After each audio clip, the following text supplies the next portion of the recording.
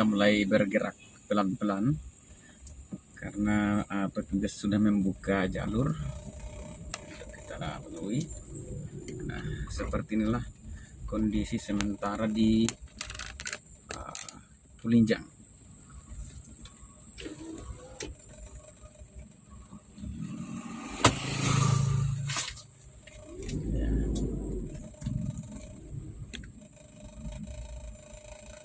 Kendaraan mengantri. Di sini juga ada masyarakat yang membantu mengarahkan kendaraan.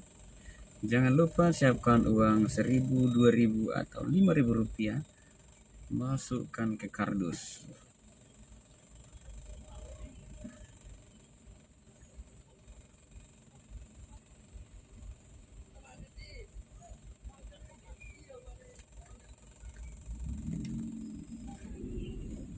Jadi lokasi ini selalu siap sedia eskavator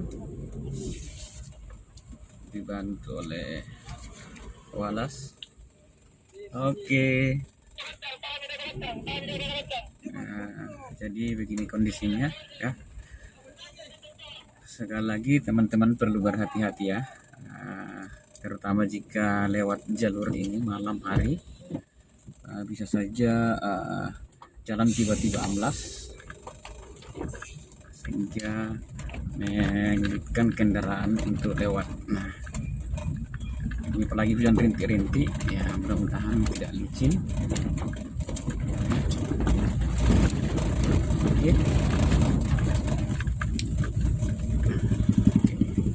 Ya, sepertinya sudah mulus kita lewati. Namun sekali lagi jika ada perbaikan atau jalan amblas kembali, maka seperti inilah kondisi, terjadi antrian panjang kendaraan ya, ini antrian panjang kendaraan di Kulinjang oleh karena perbaikan jalan ya. Mohon bersabar jika terjebak kemacetan panjang seperti ini, karena hanya inilah satu-satunya jalur dari Nrekang menuju Toraja. Nah, demikian liputan singkat dari Jalan Trans Sulawesi Tanah Toraja Nrekang di daerah Kulinjang, Kecamatan Nrekang, Kabupaten Nrekang. Sampai bertemu di video-video berikutnya.